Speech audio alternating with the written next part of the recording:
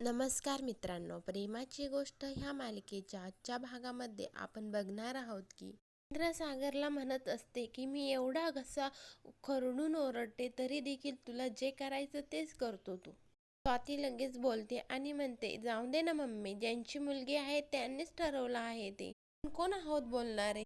स्वाती जवळ जाते आणि म्हणते आपण कोण आहे म्हणजे मी आजी आहे तिची आई तिला 6 महिन्याची असताना सोडून गेली होती.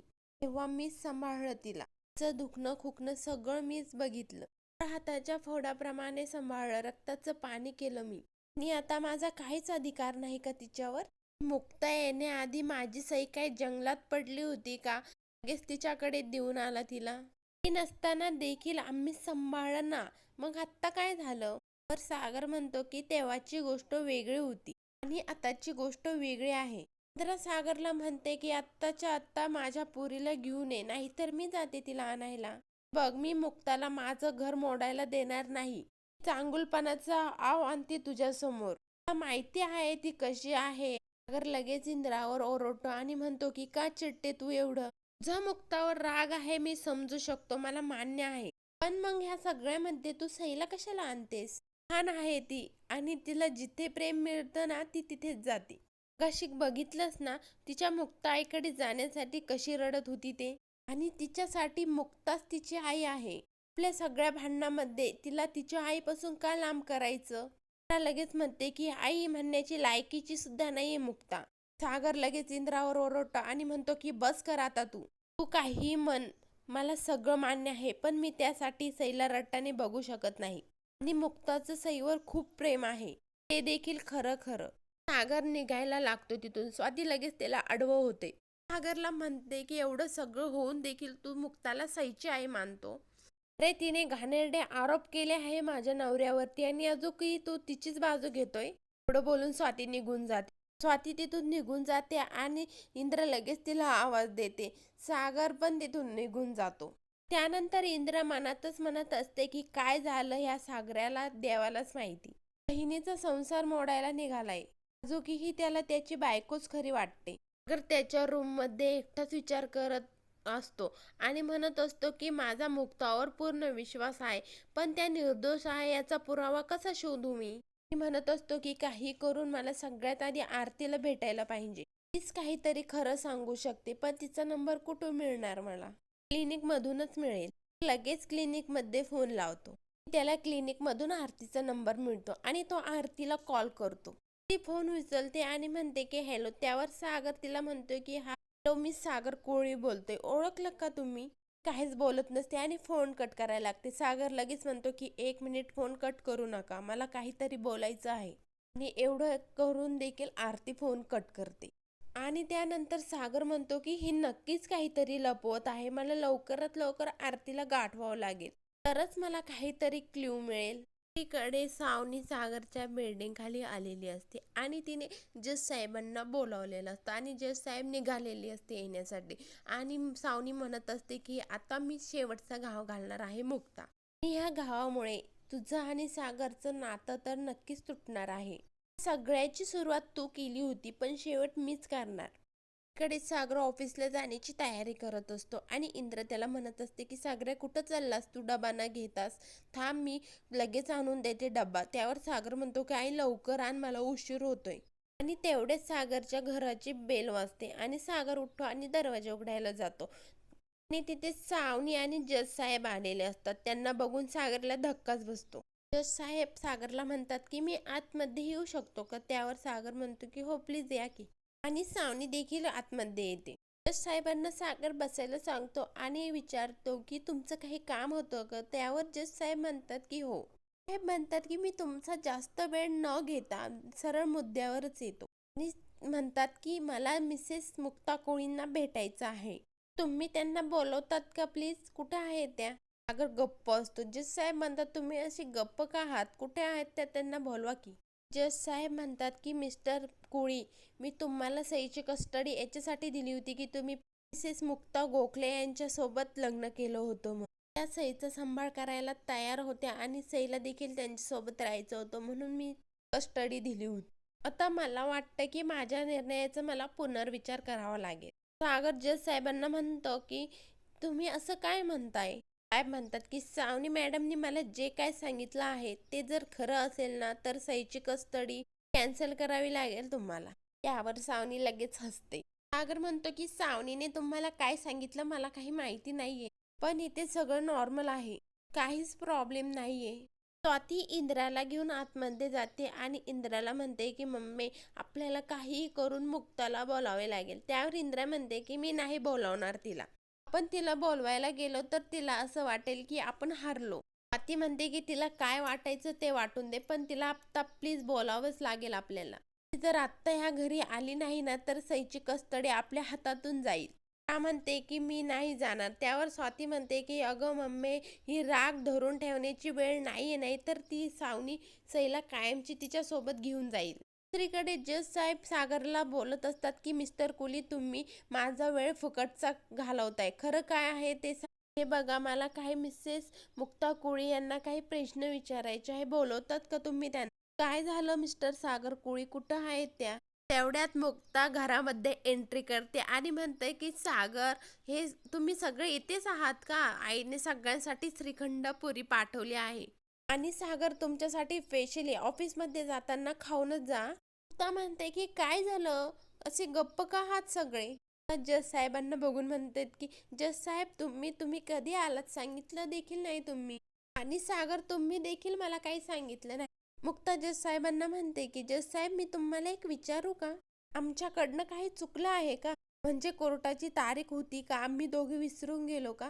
आणि असं होऊ शकतं आमच्याकडून, आम्ही दोघेही बिझी होतो, आमची कडून तारीख मिस झाली आहे का? आमच्या तर काही लक्षातच नाही आलं.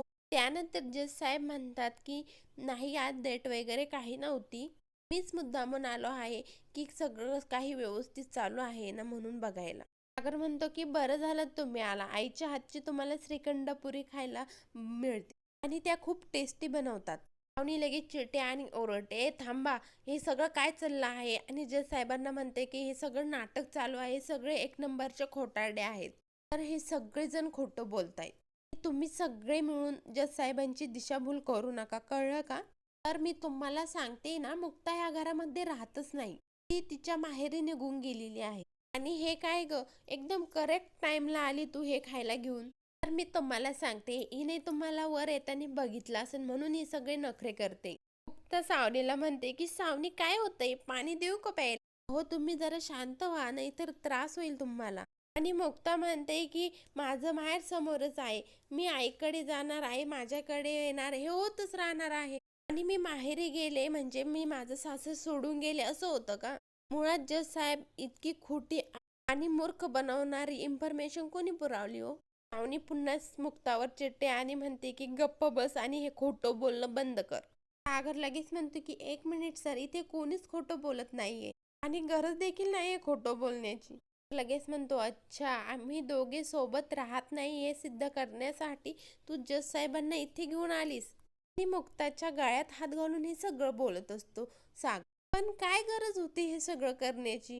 जर तुम्ही आम्हाला बोलावलं असतं तर आम्ही आलो असतो. सावनी तुला कळतंय का सरांचा किती महत्वाचा वेळ वाया घालवला असतो? तर तुम्ही हिच्याकडे लक्ष देऊ नका, खोटारडी आहे ती. सावनी लगेच सागरला ओरडते आणि म्हणते की मी खोटारडी आहे का? सावनी म्हणते की सर तुम्ही ह्या सगळ्यांच्या बोलण्यामध्ये येऊ नका, हे सगळेजण खोटं बोलतायत, मी सांगते तुम्हाला. त्यानंतर सागर लगेच म्हणतो की सर हिच्यावर विश्वास ठेवू नका. सावनी म्हणते की मग मगाशी सर विचारत होते की मुक्ता कुठे आहे, तेव्हा तुम्ही का घाबरलात का? तुमच्या चेहऱ्यावर 12 वाजले होते. त्यावेळेस सर म्हणतात की हो खरंच बोलतायत, त्यावेळेस तुम्ही सगळेजण घाबरला का होता?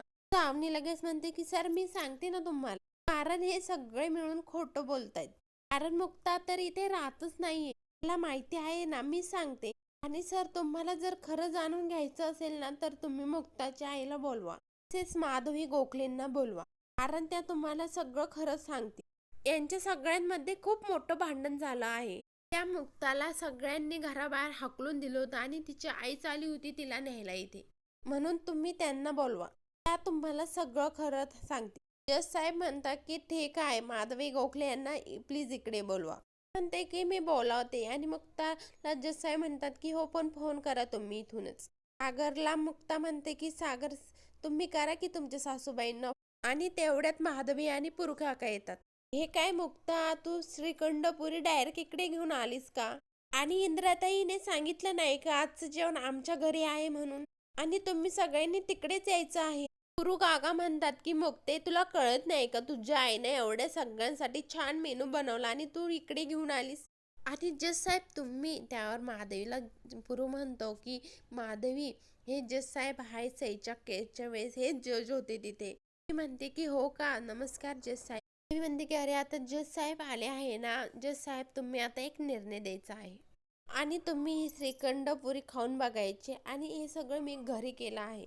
पण ह्या इंद्राताईंना ते कधीच आवडत नाही, त्या त्यांना आंबट आंबट म्हणत असतात.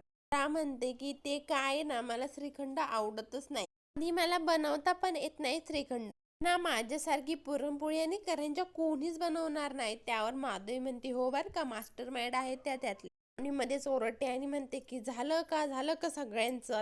जज सरांना म्हणते की सर मी तुम्हाला सांगते की हे सगळेजण खोटं बोलतायत, सगळ्यांनी मिळून प्लॅन आखला आहे. सावनीवर चिडते आणि म्हणते काय ग, मागासपासून ऐकते खोटारडी खोटारडी बोलते. बघ हे जज साहेब आहे ना म्हणून तुला इथं थांबून दिलंय, नाहीतर तुला आत्ताच्या आत्ता मी घरातून हाकलून काढलं असतं. चालते हो इथून. ते की इंद्रताई शांत व्हा, पण इथे नेमकं काय झालं आहे आणि यांची उपस्थिती का आहे इथे तर काहीच समजत नाही. नक्की विषय काय आहे मला काही माहिती नाही. पाहुणी म्हणते की मी सांगते ना तुम्हाला मिसेस गोखले. हे बघा मिसेस गोखले, तुम्हाला तुमच्या मुलीची काळजी आहे हो की नाही? तुम्हाला असं वाटतं ना तुमच्या मुलीचं भलं व्हावं आणि तिच्या भल्याचा विचार करूनच तुम्ही तिचं लग्न लावून दिलं सागर बरोबर हो ना? पण मला खरंच सांगा, तुम्हाला खरंच असं वाटतं का तुमची मुलगी ह्या घरामध्ये सुखी आहे? मला खरंच असं वाटतं का हे दोघं ह्या घरात सुखासुखी संसार करतात? मला निदान तुमच्याकडून अपेक्षा आहे की निदान तुम्ही तरी खरं बोलताल हो, कारण शेवटी तुमच्या मुलीच्या आयुष्याचा प्रश्न आहे. साहेब माधवीला म्हणतात की हो खरंच बोलतायत त्या, तुमच्या मुलीच्या आयुष्याचा प्रश्न आहे. खोट्याच्या आधारावर नाती कधीच टेकू शकत नाही. आणि मी हे सगळं का विचारतोय माहिती का तुम्हाला? कारण सईवर या सगळ्याचा कळत न कळत परिणाम होतो. माधवी म्हणते की हो अगदीच मान्य आहे. त्यामुळे तुम्ही खरंच सांगा मिसेस मुक्ता कोळी यांच्या बरोबर राहतात का? पुढील भागात आपण बघणार आहोत की सई जज साहेबांना म्हणते की जज साहेब प्लीज मला माझ्या मुक्ता आईपासून लांब नका करू, तुम्ही मला घेऊन नका जाऊ. आणि सईला म्हणते की पण तुझी मुक्ता आई तर इथे राहतच नाही ना, ही का आजीनं तिला हाकलून घराबाहेर काढलं, आता ती तिच्या मम्मी पप्पांबरोबर राहते हो ना? एवढं सगळं ऐकल्यानंतर सई काय उत्तर देणार याची सगळ्यांना उत्सुकता लागलेली असते. पुढील भागाच्या डेली अपडेट पाहण्यासाठी शिवानी मराठी चॅनलला सबस्क्राईब करा, लाईक करा, शेअर करा. धन्यवाद.